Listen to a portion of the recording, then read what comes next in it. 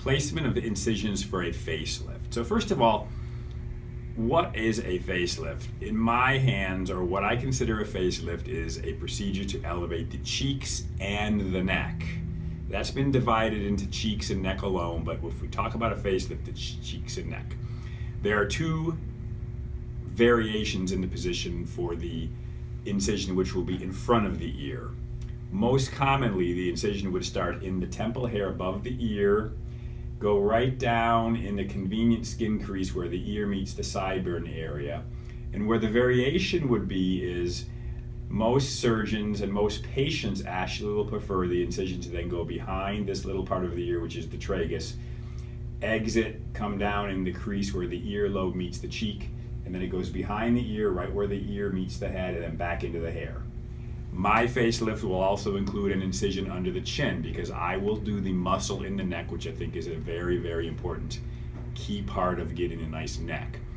Another variation that some plastic surgeons will use, but most patients don't prefer, will start the incision in front of the hairline here and then continue in the same manner.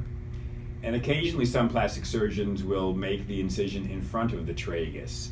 Now in a woman, most won't. It's much more camouflaged if it's behind the tragus. In a man, you do not put the incision behind the tragus because if you pick the sideburn up and move it back, which happens, you don't want to put hair on the tragus. That looks a little bit weird.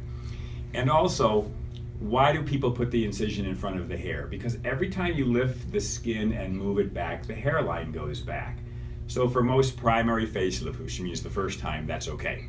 Sometimes a secondary facelift can also get away with that. But if you do a third facelift, which can be done, you really make the incision in front of the hair because one of the telltale signs of a patient who has had too much plastic surgery or too many facelifts is the temple hairline moves so far back it's almost non-existent. So most common incision begins above the temple hair, comes down in front of the ear, behind the tragus, and around and back.